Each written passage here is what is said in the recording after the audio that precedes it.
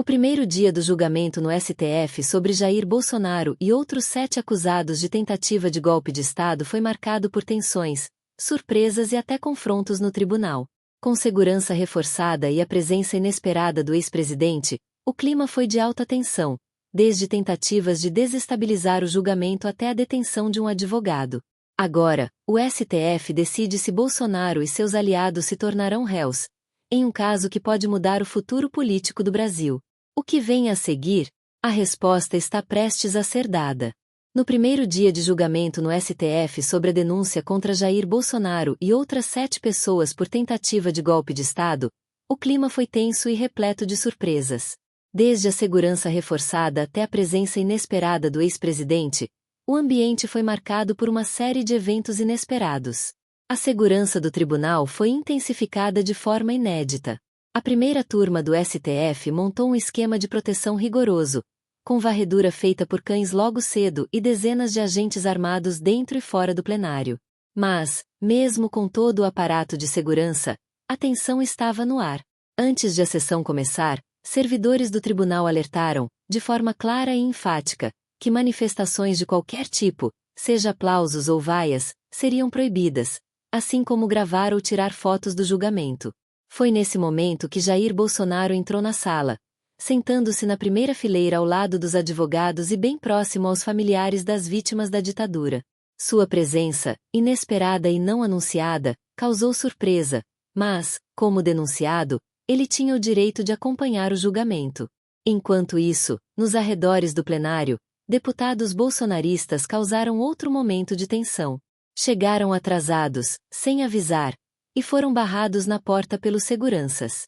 Embora sugeridos a assistir ao julgamento em um telão na segunda turma, insistiram em entrar.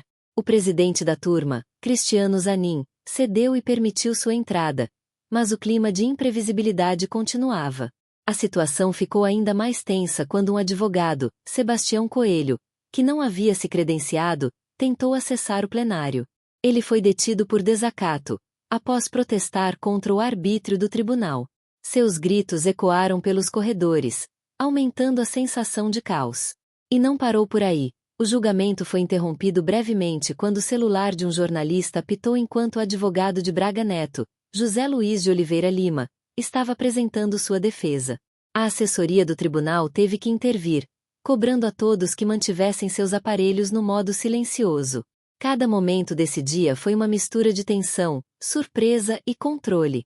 O primeiro dia de julgamento não foi apenas uma sessão judicial, mas um reflexo de um cenário político carregado, onde segurança, protocolos e a presença de figuras-chave geraram reações inesperadas.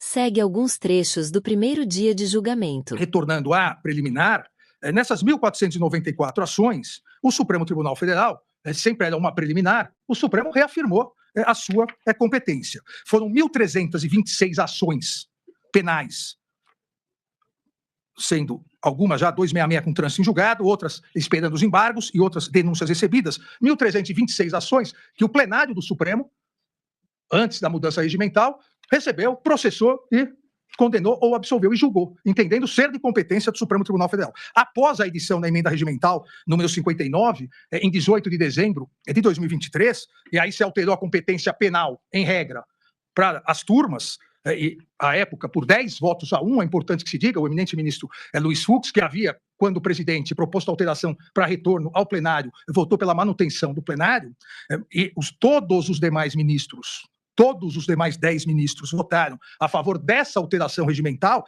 A partir daí, todas as denúncias, sejam dos casos relacionados ao dia 8 de janeiro, sejam de outros casos, todas as denúncias passaram a ser oferecidas pela Procuradoria-Geral da República nas turmas. Já foram oferecidas denúncias, recebidas, processadas aqui na primeira turma, 168 ações ligadas ao dia 8 de janeiro. E por que isso? Porque fizemos, e todos se recordam, fizemos uma norma de transição. A norma de transição disse que as denúncias já recebidas pelo plenário continuariam no plenário, uma vez que se fixou, naquele momento, o juízo natural. As futuras denúncias, exatamente porque nenhum órgão sabe qual será a futura denúncia, nenhum órgão do Supremo, seja a primeira turma, seja a segunda turma, seja o plenário, uma vez que isso é prerrogativa constitucional da Procuradoria-Geral da República, as futuras denúncias seriam analisada sempre pelas turmas. E assim o fizemos. É só como foi referido pelo eminente relator. E o princípio do juízo natural exige pré-constituição e estabilidade. Por quê? Se houver alteração de competências de acordo com o nome do eventual denunciado, ou de acordo com a cor da capa do processo, ou de acordo com a data, nós temos o risco de vulneração a outro princípio fundamental, conexo ao do juiz natural, qual seja o da isonomia. O eminente ministro Alexandre de Moraes lembrou, são milhares de julgamentos. Aliás, um dos ilustres advogados disse da tribuna com correção: os fatos são idênticos. E é por isso mesmo que o julgamento deve permanecer na primeira turma, porque é esta competência que deriva do princípio do juiz natural e garante a congruência interna no julgamento. E, portanto, a igualdade de todos perante a lei. Então, me chamou muito a atenção que foi que foi depois do modificação dos regimento, foi 11 de março, nós estamos no dia 25. E eu votei em companhia de vários outros colegas, e nós já estamos vencidos. Então, não é uma matéria pacífica. E a questão do número de ações que foram julgadas, isso não impede que a mão depois se reflita sobre essa questão. Tanto mais que aqui é importante, é que a incompetência absoluta é um vício que é passível de ser alegado, inclusive, na recidibilidade do julgado. E nós aqui, na primeira turma, temos vários habeas corpus, vários que foram impetrados e, por incompetência absoluta, foram concedidas as ordens. Então, eu peço todas as vênias para manter a minha coerência de que manifestei semana passada. Eu não posso mudar de opinião de uma semana para outra. Hoje determina que a norma que prevalece é esta, de que é competente este Supremo Tribunal Federal, é competente esta turma pela norma regimental que agora prevalece e, como eu digo sempre nos meus votos, ainda que vencida, quando eu sou vencida pelo princípio da colegialidade, e o plenário tendo decidido, o Supremo decidiu e eu acato, como nós fazemos acatar todos os que são julgados pelo Supremo, não seria diferente comigo.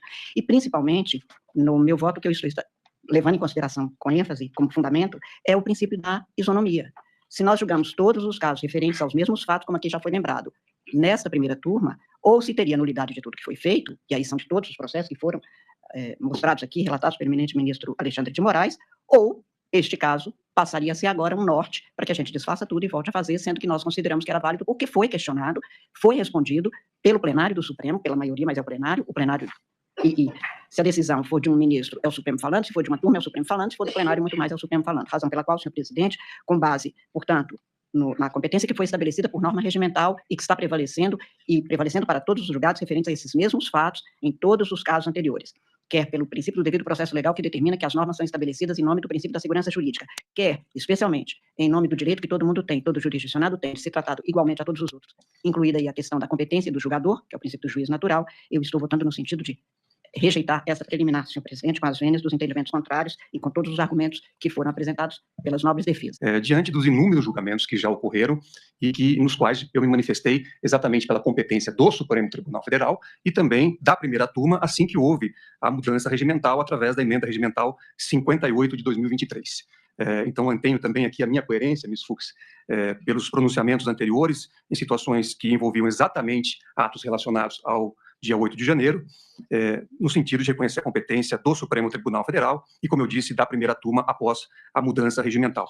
Quanto à questão da suposta violação ao duplo grau de jurisdição, o eminente relator também já fez referência ao precedente, o RHC 79.785, da relatoria do ministro Sepúlveda Pertence, no qual se enfrentou essa questão e o Supremo assentou que a competência constitucional prevalece em relação a outras normas previstas em pactos internacionais.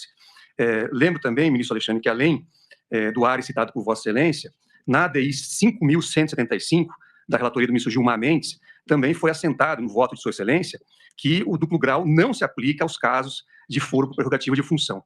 Então, também há um outro precedente nessa mesma direção, de modo que eu estou acompanhando na íntegra, Vossa Excelência. O julgamento de Jair Bolsonaro e seus aliados no STF continua a prender a atenção do país, com momentos de tensão, reviravoltas e um cenário de incertezas políticas. A decisão sobre a transformação das acusações em uma ação penal pode marcar um ponto de inflexão histórico, com repercussões profundas para o futuro do Brasil. O que acontecerá nos próximos dias? Será que o ex-presidente e seus aliados enfrentarão um processo penal de grande impacto? O julgamento está longe de terminar, e as respostas ainda estão por vir.